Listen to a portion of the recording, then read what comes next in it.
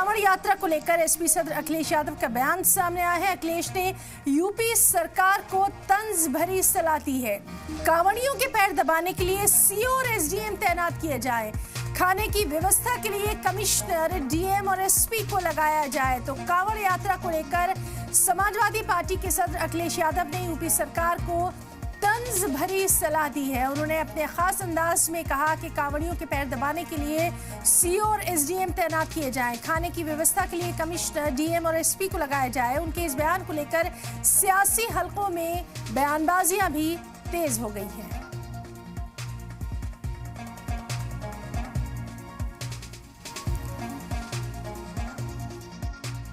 कोई ऐसा कॉरिडोर बनाते जिसमें कांवड़ियों को आराम करने का, उनके खाने पीने का, उनके स्वास्थ्य को लेकर के चिंता करते। हम तो इनसे कहेंगे कि कमिश्नर, डीएम, एसपी को लगाएं सेवा के लिए, खाना वाना की व्यवस्था के लिए, और सीओ और एसडीएम को लगाएं उनके पैर दबाने के लिए। तो शायद उससे बड़ा आराम मिलेगा उन्हें, क्योंकि अगर सीओ, एसडीएम इस स्तर के अधिकारी उनकी सेवा करें, पैर दबाएं, तो उन्हें भी पुण्य मिलेगा और एक सेवा का भाव जो पैदा होता है वो भी पूरा होगा। यही है हमारी वैदिक परंपरा, यही हमारा आस्था है।